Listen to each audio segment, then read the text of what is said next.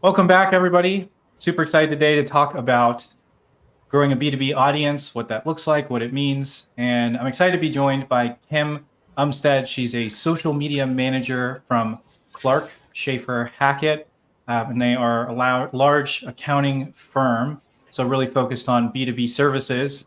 And so this is a fun conversation for me because, typically when we're thinking about B2B marketing, a lot of times it's focused on brand and how do we talk about ourselves. And sometimes you might see some B2B SaaS companies that are going to talk about creating an audience and they try to create some, skit videos and stuff. And it's fun. But then how do you apply that and how do you make that practical within a B2B services company or, in consulting or something like that? Yeah, Kim, welcome to the show. Super excited to have you on. Thanks for having me. It's really exciting to be here. Yeah. So why create a B2B audience? Why is that something that you feel is important? Yeah, so B2B marketing, I like to look at marketing courses and things that talk about different topics in marketing, and it always seems like it's focused on B2C marketing. B2B marketing is where it gets kind of tough because a lot of the business and the business development is done through relationships. And how do you display that relationship or even create relationships on social media? It used to be a lot harder, I'd say, but there are a lot of really awesome tools now that you can use on social media that can help you build those relationships a bit easier. But yeah, the biggest reason for creating a B2B audience is because you need to develop your funnel, your the potential leads that you need, and also to create brand awareness of what you do and how you do it. Yeah, I love it. And just to back up what you're saying, um, I've gotten to see the behind the scenes numbers at several very large consulting companies. And when you look at the numbers, the majority of long-term existing clients came through some kind of relationship and or referral. So then, companies tend, when they think of marketing, to want to spend a lot on paid ads or get into cold calling to scale up their business. And then events is also a huge one. But when you really dig into it, it really does come down to relationships and building and nurturing these long-term relationships. So to your point, how do you do that? And then on the other side of the coin, um, in order to close a deal, especially if it's going to be multiple years and it's a high dollar deal, it takes time and relationship to nurture ahead of time because people aren't in the buying window for very long. And tax season is pretty short, right? And so there's typically these tiny buying windows. So if all of your business development attention, all of your marketing attention is focused on trying to reach people when they're ready to buy, you've already really missed the boat. And especially in something that's high trust like accounting, you need to really believe that this accountant is capable, that they are up to date, that they're going to file your things timely, that it's going to be correct. It takes a high degree of trust. And so, yeah, building that audience and building that connection early is really key. Yeah, and it gives you some verification as well. A lot of people will tell you, I'm the best at what I do, but how do you know that they really are? Typically, people will Google you, and most of the few things that pop up are your website, which people know is created by you, or your social media, and other review sites like Google reviews and things like that.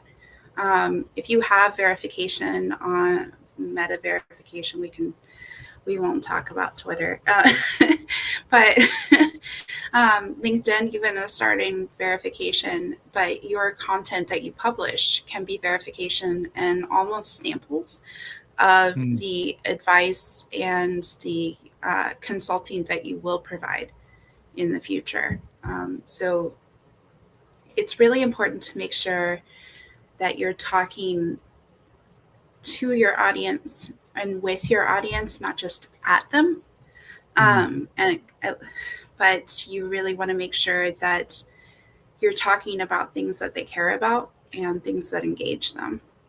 So Yeah. So when you're creating this content, how much of the content in your opinion should be focused on, brand, talking about the brand, maybe even employer brand, I could put under that category, versus talking about what you actually do, products, services, etc. And then those two compared to content that's more educational or even focused on things that are directly outside of what you do. I would like to I would like to say that maybe 60% of your content is educational and entertaining. So that can also be content that's funny. That can be content that is about you. You mentioned employer branding. People are smarter buyers now, so they want to work with companies that treat their employees well because that's an indication of how you treat your customers. So you will want to verify that where they work, especially on LinkedIn, you can very easily see the employees that are engaging with that content as well. Um, so yeah, I'd say maybe 60%, and then 20. I hardly ever in B2B you can list your services out, but I really think the best place to mention your services is at the bottom of an education piece. This is our advice. This is what we're talking about.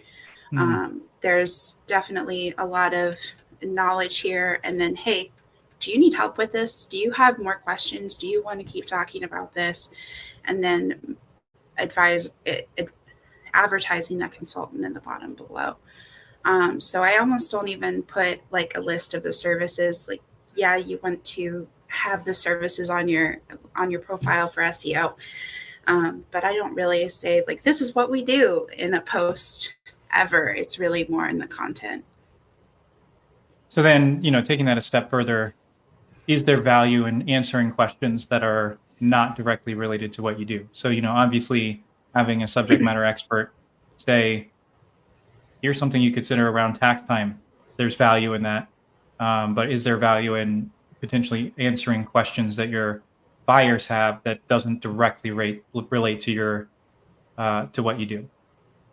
Yeah, so I wouldn't just create an article, say we have this service, so we need to create an article around this service.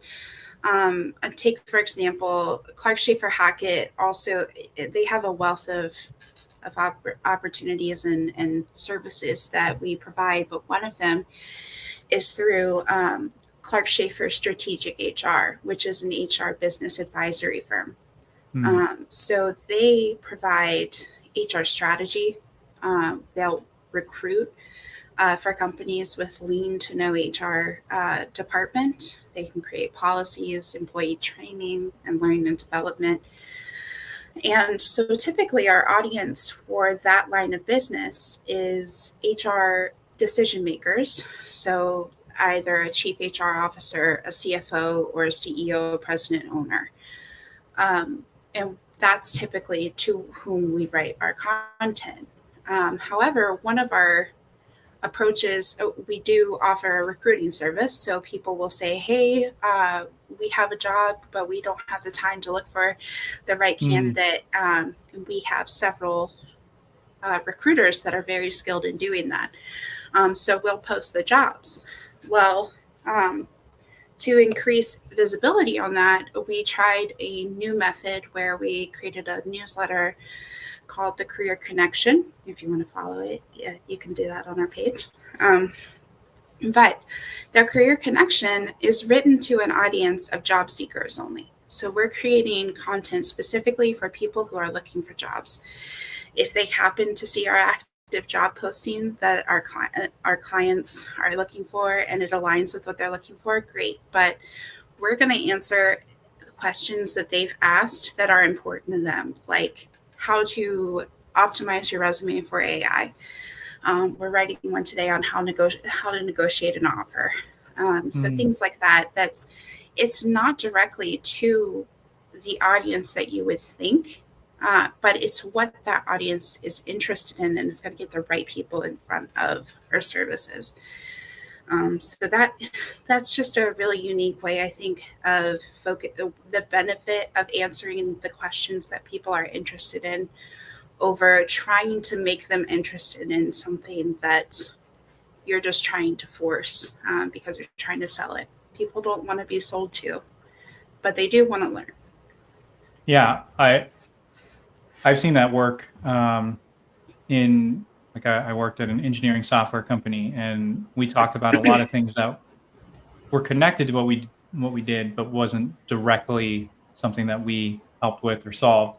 But we know that the same people who buy our services, it's something that they're interested in. And going back to what we talked about before, the buying window for the type of software that we were selling isn't huge, and a lot of times people weren't even aware that they had the problem. It's a huge, massive problem, but they weren't really aware that the problem was costing them as much money as it was, or that there was even a solution for it at all. So they just kind of assume, well, that's the way it always was.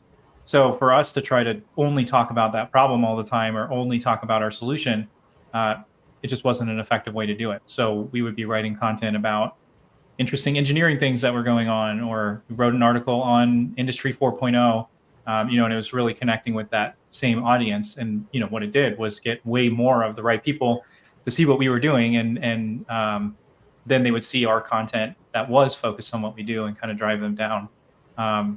So what have you seen as you started to adopt that methodology? Switching a little bit from more company focused, more product focused only, to focusing more on engaging people with the content that they're looking for, so that they are aware that you exist and kind of move into your orbit. Yeah, so that's the key word, is you want people in front, you want people looking at your content, and you want people engaging with it. Those are the two indicators that I use. Social media, I like to say, kind of sits at the top of the sales marketing funnel. Awareness and consideration, maybe even interest when it comes to B2B. And the metrics that I really use to measure success in those areas are impressions, engagement, and clicks. So our average rate of engagement, when I started with the firm, we were typically we were creating great content, but it was one post that went out. There was no graphic that highlighted the article that could catch your eye. The link sometimes is buried in the copy. So making a graphic for every post that has something that's associated with the topic, as well as like a little title at the bottom of it. And even just putting the link at the very top of the content instead of so that's above the see more section, that increased our clicks. So our average engagement rate around 2021 was around 2%, which is around industry standard for a financial organization. But now typically we average 8 to 10%. So that's really great, especially when you are dealing with topics that are a little more dry, Yeah. like accounting. So we make content a little more conversational. We highlight our people. So the experts that are writing the content, we make sure to tag them whenever we can. We also email those advisors directly and let them know, hey, your article's out. Go share, go interact with it. And by focusing on the social part, which is humans, focusing on the social part of social media, you increase that engagement. Yeah, and it's interesting because when we talk about, you're saying when you're talking about social, think about the people that you're interacting with. And it is funny because when we talk about social media or social selling, the more that companies put in, like the more money they put in to those activities, either one, the more transactional they become. And it's funny that we would even call it by the name social at that point, because when your goal is to just close deals through what you're doing, or tie it directly to direct line revenue, The problem with that is that you're missing the social element and the whole benefit to what you can get through social media that you can't through print advertising, or that you can get through social selling versus, cold emailing, cold calling people, is that you can actually start a conversation. And, from my perspective, and I know you talked about this too, the real goal of B2B content or what you're doing in social selling is to start conversations with the right people. And, obviously with social, it's going to be higher up in the funnel. So your conversation might not be, as close to a sales conversation. But if you write an article about something that your audience is interested in, that they're actually going to engage with or comment on, and that could even be sharing an article that is relevant in the industry that, again, is related to what you do, but isn't necessarily exactly what you do, but it's something that your buyers are really going to care about, some change in regulation or, something like that, that gets people to comment and talk on it like that. There's so much value in getting buyers or people who influence your buyers to actually talk, to engage, to make it social.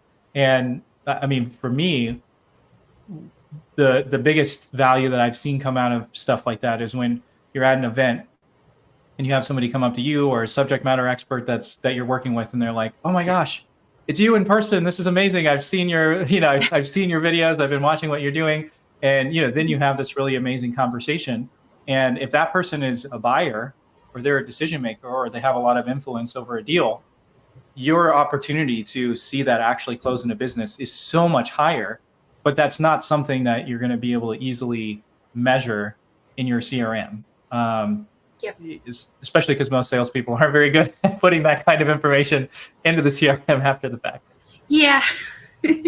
No, absolutely. And I think you hit on a key point there is when you've created visibility around your opinions and your advice, and people see a human behind the screen, you establish that trust. I think you said it. For those who don't know, I met Joseph through the Dooley Social Studio event that he spoke at. And at that point, you said, when you're selling B2B services, you're selling trust. And you can't do that in an article per se, or you can't do that in a post where you're just talking at your audience. Your audience needs to know that you're interested in what they're interested in, what their problems are.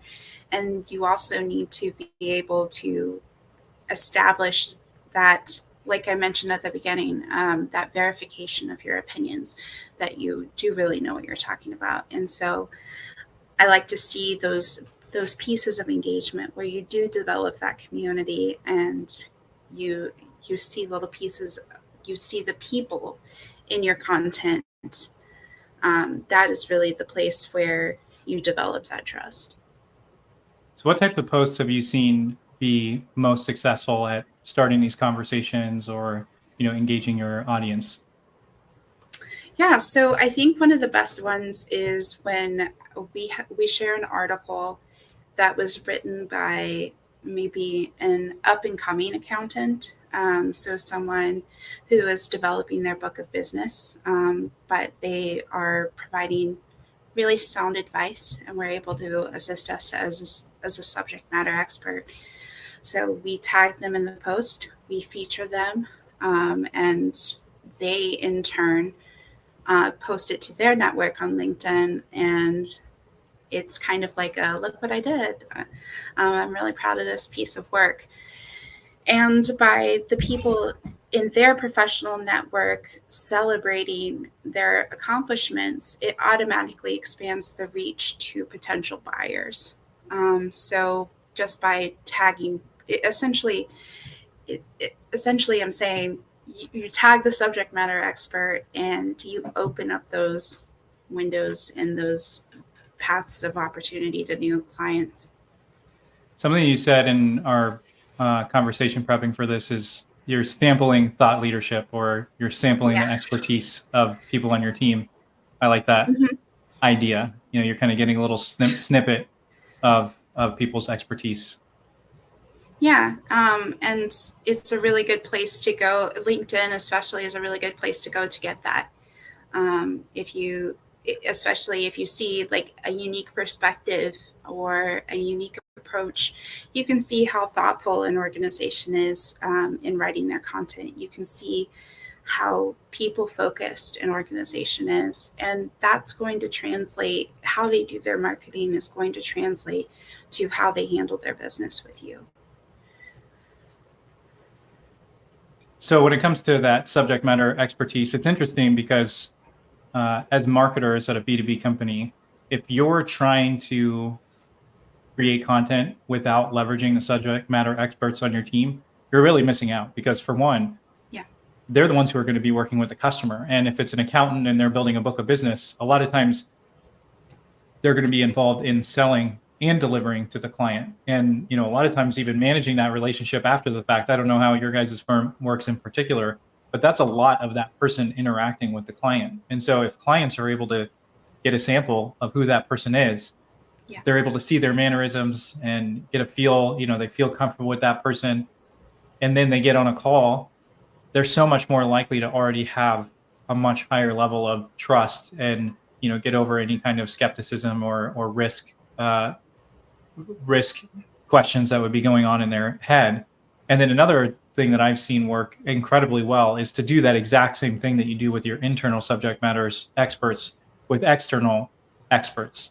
And it can be people who influence your buyer in something that is similar to what you do, but serve the same clients but on a different area, or interviewing people that are peers to your buyer, or even potential buyers about what they know about. And the reason is that people want to hear from their peers. And so when you're able to highlight a peer and you're able to show that expertise, then that person again gets excited.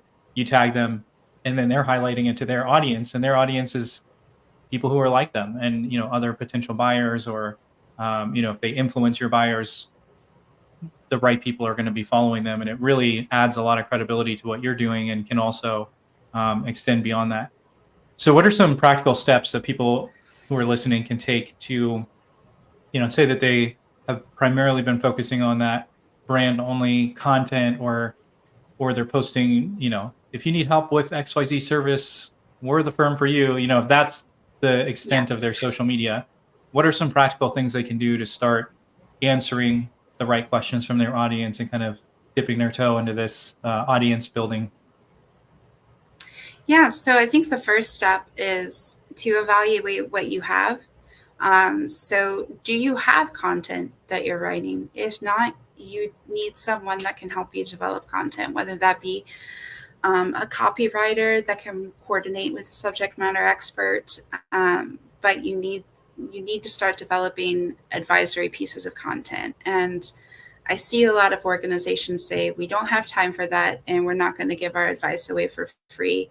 But the benefit of developing that audience really, and that brand awareness and trust, is really much more impactful than not doing it. So once you have a person that is going to develop content for you, the second question you ask is, what does my audience want to know? Not what do they need to know, what do they want to know? So you can advise them after you've established what they want to know. But I never tell my audience what I think they need to hear instead of what they want to hear. The tool that I really like to use is called answerthepublic.com. It's all three words, answer the public. And you can take any topic and search for the questions that people are asking on either Google, Yahoo, Bing, but they also have TikTok on there now, and Amazon. So you can type in B2B marketing, and it will pull up all the questions broken out into what, why, how, when, and all those questions broken out into a little circle that you can choose from there. And then that's your article. You pick the one that's being asked the most, the one that, you can break it down from there, like on what can I rank for SEO and things like that. But that's the place where I start for content. After that, it's once you have the content that people will be interested in, it's all about how you present it. So instead of just posting a link, maybe think of different ways to engage with that content. Instead of just writing an article, maybe have that subject matter expert talk through the article on a video and post it. There's infinite ways to utilize content that has extraordinary value, even if you're using the same article, you can use it 5 different ways. So those are the first steps that I'd start with. Okay, so I'm gonna throw a little curveball at you because I thought of something while we were talking that Okay. I know the people who are in your shoes can struggle with, and it sounds like you've started to solve this issue internally at your company. So this will be a two-part question. First part is, what's in it for the subject matter expert? Because I know a lot of times it can be hard for those folks to take the time to do it because they're super busy. They have a ton going on, and it's kind of an extra thing on their plate. So if you're talking to a subject matter expert and they happen to be listening to this and they're on the fence about creating this content or being interviewed or whatever the case would be, what would you say to them? So I'll just ask that first, and then I'll ask you a follow up. Yeah. So really good question. We're working on that. We have multiple brands and integrating this marketing process into those multiple brands. It has been different, but there is one segment of our brand that I think just has it baked into their process. They view it as like the life cycle. You work with a client, and whether that relationship is recurring or it's a one-time transaction, once you finish that process, it is just a part of your day-to-day to work on content that could interest a new customer. And I would say the value of putting your name on a piece of content is, number one, if you have a copywriter, you didn't have to do the hard part. So you can have your name listed as an advisor, and it is your verification. You added your stamp of approval that this is sound advice, and you get authority and that confirmation that this is an advisor who knows what they're talking about. So it's not just a feather in your cap. It is something that stays on internet presence. So when you Google our advisors, their articles will come up. And that no matter where they go, that will be the same case. So yeah, I would say it is your pipeline. Short answer. Yeah, I think that part's really big in the consulting space because if you need to build a book of business, building a personal brand is going to make that easier. Build credibility, Yes. trust, authority. So then the second part, and this one can be a little bit more challenging, is how do you get subject matter experts to actually take time to do that? Like we've kind of talked about what's in it for them, but how have you seen it work to get people on board, even to be able to have that conversation with them about why it's something they should prioritize? Yeah. So one of the things that we like to focus on is regularly meeting and integrating marketing touch bases into their not day to day, but like monthly, biweekly, things of that nature. And we even utilize AI tools to record and transcribe those calls so that we can develop the content from there. So a lot of the heavy lifting of writing out bullet points or things of that nature, that is taken off the top of their head as they're talking, and then they can review that content after the call is done. So that's a way to lift the burden of writing content. You don't have to sit down with a pen and paper anymore. You can just go off the cuff, and AI can do not the creative work, but the writing it down for you. Yeah, it's kind of interesting on that, for use of AI. I'm not a huge fan of like leaning into AI to write for you, but where I've found it really helpful is I kind of go back and forth between, half the time I'll write something out and then I'll use it as a script to record, and I'll almost get something like fully baked out, and then I'll record a Yeah. video using that as like a light script basically. But then I find that other times I'll just make like a quick bullet point outline and then I'll talk about it. And in that case, it's so nice to be able to take that transcript, put it in ChatGPT and go, hey, turn this into a blog post, and then go back through that blog post and then, comb through it and do the fine tuning and, doing all of that. But it does save an incredible amount of time from then just trying to do that same thing again from scratch. So I love using that with the folks that you're working with. Well, Kim, your team is lucky to have you. Not everybody who's a social media manager at a B2B company is thinking about building an audience and building trust and really looking out for helping their business development team ultimately close business through what they're doing. So really appreciate you taking time to join me today, and we'll talk again soon. Thank you so much. It was great being on the show with you.